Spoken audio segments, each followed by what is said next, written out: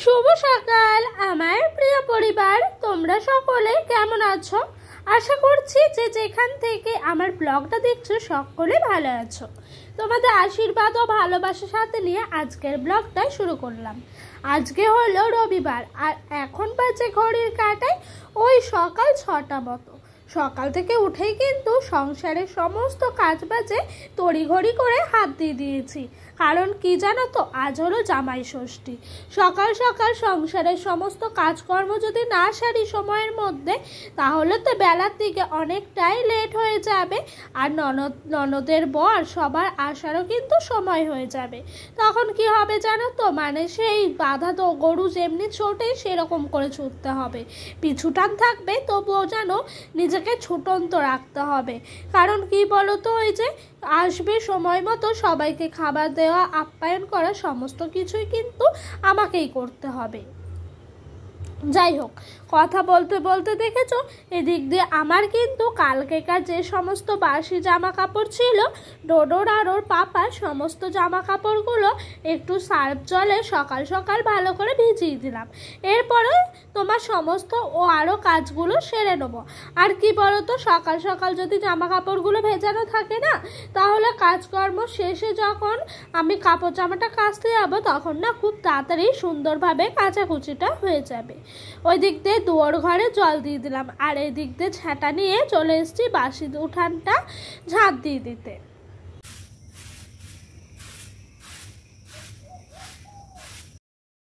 আর ভোর ভোর করে উঠেছি যাতে সংসারের সমস্ত কাজকর্মগুলো একটু সুন্দরভাবে গুছিয়ে পরিপাটিভাবে করতে পারি।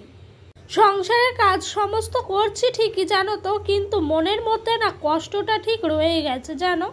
মানে সব মেয়েরা এখানে আসবে জামাই ষষ্ঠী করতে, প্লাস এখানকার বউরাও যাবে ষষ্ঠী খেতে, কিন্তু আগের বছর আর এই বছর ধরে আমার আর ষষ্ঠী খাওয়া কপালে জুটছে না জানো।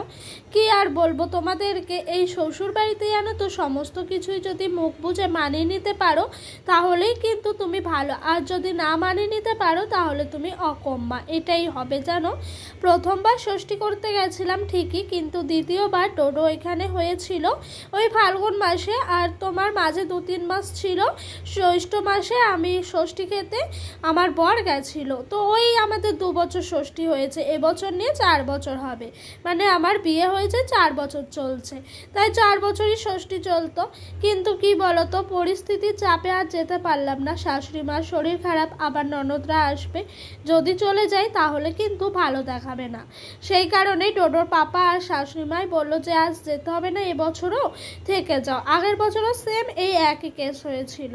কিন্তু কি বলতো, এত কিছু করার পর না শ্বশুরবাড়িতে কখনো কারোর মন পায় না, সব সময় যেন কিছু হলেই আমি দোষী হই। যাই হোক, অনেক কথা বলে ফেললাম। আর বলতে বলতে ওই দিক দিয়ে আমার সমস্ত কাজকর্মগুলো হয়ে গেল। কাজকর্ম বলতে বাসনগুলো মেজে ঘরে রেখে আসলাম, এদিক দিয়ে কাচাকুচি সেরে নিলাম, আর ওই দিক দিয়ে জামা কাপড়গুলো ভালো করে জল চেপে রোদে দিয়ে দিয়েছি। আর ডোডোর পাপার এই প্যান্টগুলো এত মোটা মোটা হয় জানো তো, আমি না চেপতে পারি না, মানে কেচে তোমার রেখে দিই, জলটা ঝরে যায় তারপর মেলে দিই, এতে করে কিন্তু ভালো করে জলটাও ঝরে যায় আর শুকিয়ে যায়। বিয়ের পরপর জানো, বিয়ের আগে তো এরকম মোটা মোটা প্যান্ট কারোর কাছেনি, যেহেতু আমার বাবা দাদা কেউই ছিল না, আর এত মোটা মোটা প্যান্ট কেউই পরতো না, তাই বিয়ের পর খুব অসুবিধা হতো আর খুব কষ্ট হতো। কিন্তু কি বলতো, তখনই বুদ্ধি করে করে এরকম করে কাজগুলো করতাম। আর এই দিক দিয়ে ঘরও মুছতে চলে এসেছি জানো। নিজের ষষ্ঠী না করে ননদের ষষ্ঠী পালন করলাম, তবুও কিন্তু শ্বশুরবাড়িতে শুনতে হয় কোনো একটা ভুল করলেই এই তো কিছুই জানে না, এ তো মানিয়ে নিতেই পারে না, এর দ্বারা সংসারই হবে না। সত্যি কথা বলতে মেয়েরা যত মানিয়ে নেয় ততই মেয়েদের মানতে মানতে জীবনটা শেষ পর্যায়ে এসে পৌঁছায়।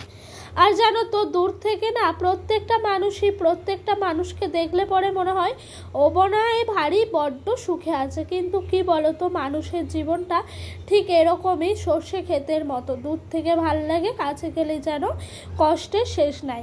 একটা মানুষের সঙ্গে পরিচিত হলে মানুষটার বাইরের বায়োডাটাগুলো শুনলে মনে হয় না মানুষটা খুব সুখী, তারপরে যখন ভেতরের খবরগুলো নেওয়া যায় তখনই মানুষটার ভেতরের ক্ষত বিক্ষত কথাবার্তাগুলো শুনতে পাওয়া যায়, আর তখনই মনে হয় এই পৃথিবীতে কেউ সুখী নয়। যাই হোক, কথা বলতে বলতে ওই দিক দিয়ে উনানের আমার ছাইগুলো সমস্ত তোলা হয়ে গেল। আর আজকে যেন স্নানের আগে আমার মনেই ছিল না একদমই যে উনানের ছাইগুলো তুলতে হবে। তো আর কি করব, স্নান হয়ে গেছে, আবার এই তোমার ছায়ে হাত দিতে ভাল লাগছিল না, তাই নিজেই একটু বুদ্ধি করে ওই হাতাটার সাহায্যে তোমার ছাইগুলো তুলে নিলাম। আর এই দিক দিয়ে আঙুলের মতো সরু সরু ডোডোর পাপা বেগুন এনেছে। কি নাম এই বেগুনের আমি ঠিক জানি না। তো এই বেগুনগুলো কালকে তো কিছুটা বেগুন আলুর তরকারি করেছি, আর কিছুটা মতো বেগুন আজকের জন্য রেখে দিয়েছি, যেহেতু বাড়িতে কুটুমজন আসবে বলে কথা, আর ষষ্ঠীর বাজার যদি একটু মিস করা যায় কোনো কিছুই পাওয়া যাবে না। আর এই ষষ্ঠীটা এরকমই, সবাই শ্বশুর বাড়ি যায়, বাড়ির জামাইরা কখনো পুরনো হয় না। তো সেই কারণে যেন তো সবাই যায়, সেরকমভাবে বাজার টাজার যদি না পাই সেই জন্য আরও বুদ্ধি করে রেখে দিয়েছিলাম। তার সাথে ডোডোর পাপাকে কালকে কিছুটা কাঁচা সবজিও আনা করিয়েছিলাম যেন, আজকের কথা ভেবেই। তো আজকে করব পটল, আলু, বেগুন, তারপরে তোমার ওই ডাঁটা, এই দিয়েই কিন্তু একটা ঘ্যাট মতো করব। সকালেও হয়ে যাবে, আবার দুপুরেও কিন্তু চালিয়ে নেবো ওই দিয়েই। তো যাই হোক, ওইগুলো ভালো করে এই বালতিটার মধ্যে জল নিয়ে আসলাম টাইম কল থেকে।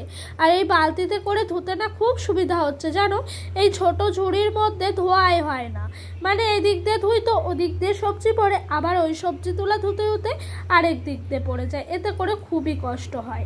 সেই কারণে কিন্তু এই বুদ্ধি করে বালতির মধ্যে ধুয়ে নিলাম, এতে করে আমার কাজটাও তাড়াতাড়ি হয়ে গেল, আর ধোয়াটাও কিন্তু সমস্তটাই হয়ে গেল।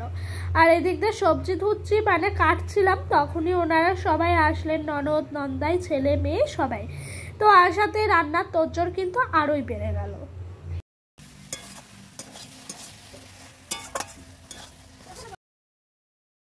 ওই দিক দিয়ে শ্বশুর মশাই গেছিলেন একটু জমির মাঠে। তো জমির মাঠে যেন এই তোমার পাটের শাক দিয়েছে, তো কালকে উনি তো নিয়ে আসলো পাটের শাক, কিছুটা গিট তরকারি মতো করলাম, আর কিছুটা পাট শাক রেখে দিয়েছিলাম আজকের কথা ভেবেই। তো সেই সমস্ত পাট শাকগুলো একটু ভালো করে এই কড়াইয়ের মধ্যে নেড়ে নিচ্ছিলাম। আর দেখেছো এতটাই জল শুকিয়ে গেছে, পাট শাকগুলো একদম ধরে যাচ্ছিল, খেতেও নাকি ভারী সুন্দর হয়েছিল। এদিক দিয়ে পাট শাক হয়ে গেল, এদিক দিয়ে কড়াইয়ে জল কাপড় দিয়ে ভালো করে বুলিয়ে ধুয়ে কড়াইটা গরম হতে দিলাম, তারপরে পরিমাণ মতো তেল দিলাম। আর জানো তো আমাদের বাড়িতে পাট শাক হলে না এরকমভাবে শুকনো লঙ্কা ভাজতে হয় বেশি করে, সবাই একটি করে নেয় আর ভাতের সাথে মেখে মেখে খায়, ও বলে আবার ভীষণ সুন্দর লাগে জানো।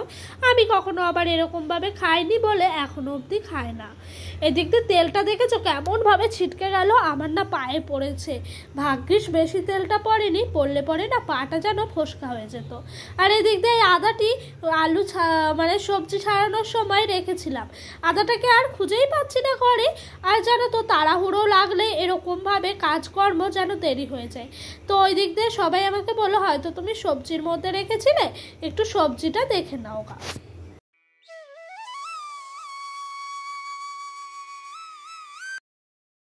যাই হোক, আদাটা যখন পাওয়া গেল আর দেরি না করে একেবারে চলো মশলাটা বাটাবুটির কাজে লেগে যায়।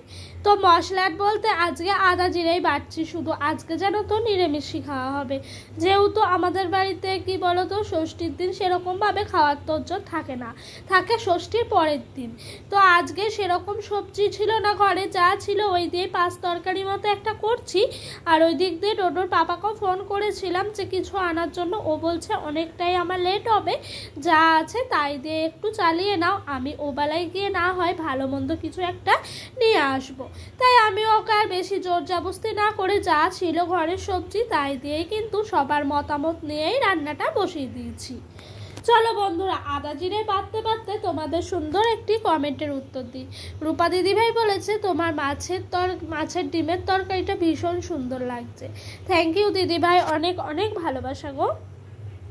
আর কথা বলতে বলতে এই দেখো ঘ্যাট তরকারি শেষ পর্যায়ে এসে পৌঁছেছে, সবার পেট যে ভেঙে যায় এরকমটাই অবস্থা।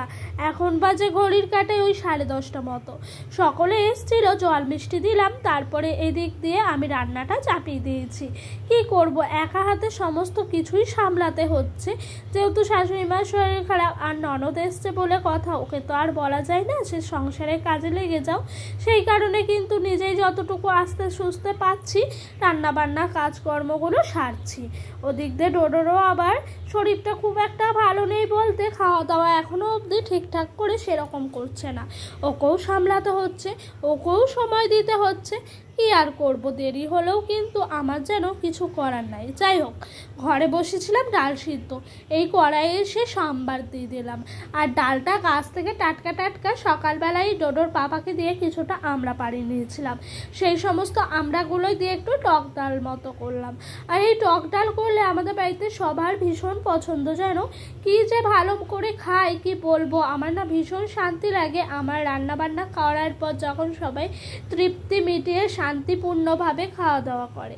আর সত্যি বলতে জানো তো, আমার রান্না নাকি সবার মুখে ভীষণ প্রশংসা পায়, খুব ভালো হয়। জানি না নিজেও কতটা কি করতে পারি, কিন্তু খুব ভালো করে করারই চেষ্টা করি।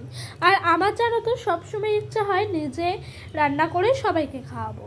রান্নাবান্না শেষ, একটু রেস্ট নিয়ে চলে এসেছি আমি, ডোডোর পাপা, ডোডো একটু ঘুরতে। ওই যে সকালে মনটা খারাপ ছিল, তাই বিকেলে মনটা ভালো করতেই আসলাম আমাদের কালনার ঐতিহ্য, কালনাবাসীর আবেগ 108টা শিব মন্দিরে। ভীষণ ভাল লাগে যেন এই জায়গাটা এলেই মহাদেবের স্থান, নিজের মনটা একেবারে শান্তিতে ভরে যায়। ভগবান মহাদেব আছেন যেন 108টা মন্দিরে। একটির মধ্যে আছে তোমার সাদা মহাদেব, আরেকটির মধ্যে আছে কালো মহাদেব, এরকমভাবেই কিন্তু হচ্ছে। আর পিছনে দেখছো একটা ক্যামেরাম্যান, অবশ্য আমি চিনি না, উনি এই দিক দিয়ে সমস্ত মানে যারা এসছে ভাড়া করে নিয়ে তাদের ফটো টটো তুলছে। আর ডোডো ওর পাপা আইসক্রিম খাচ্ছে দাঁড়িয়ে দাঁড়িয়ে। ডোডো তো ভীষণ খুশি ঘুরতে আসতে পেরে, দেখেছো ঠাকুর প্রণাম করছে কেমন। এটা হলো 108টা মন্দিরের ভেতরে আরেকটি মন্দির, ওইটা ওই ঠাকুরটা, ওই ঠাকুরটা।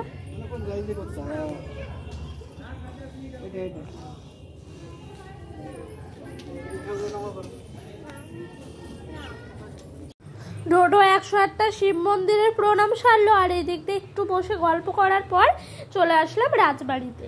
আর এই দুটোই কিন্তু একেবারে মুখোমুখি জানো, রাজবাড়ির গেট আর তোমার 108 শিব মন্দিরের গেট।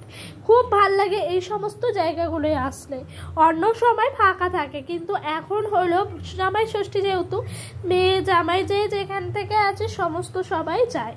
যাই হোক, ওইখানে ঘুরে টুরে এসে বাড়িতে আবারও রান্নায় লেগে গেছি রাতের।